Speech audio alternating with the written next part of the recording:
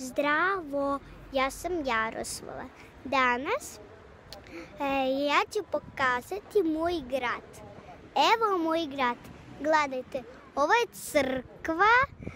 Evo tu je. Sad ću pokazati gdje je crkva. Tamo. Velika crkva. I ovdje 3 lava. I ovdje je bila voda.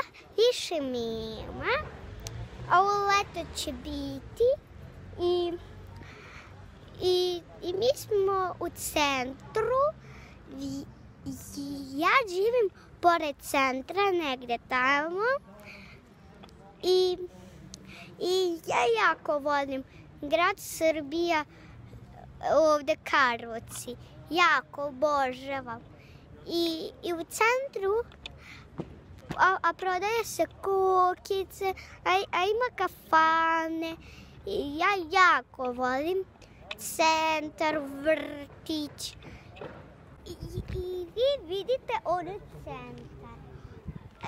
Tamo, ako vi vidite, tamo crveno i crno, tamo su kokice prodaju, a ima 2 kafane i gledajte da čitam.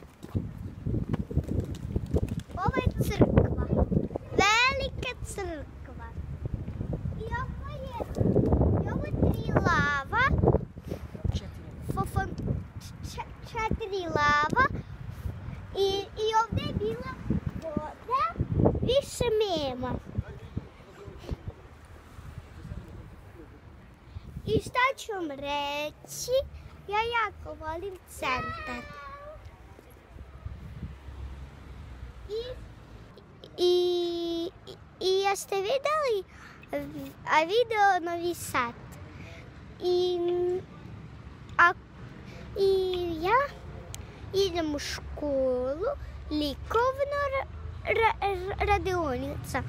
Ona se nalazi tamo. Nalazi se u Novom Sadu. U Novom Sadu ima mužačke škole, samo škola ima, likovno. I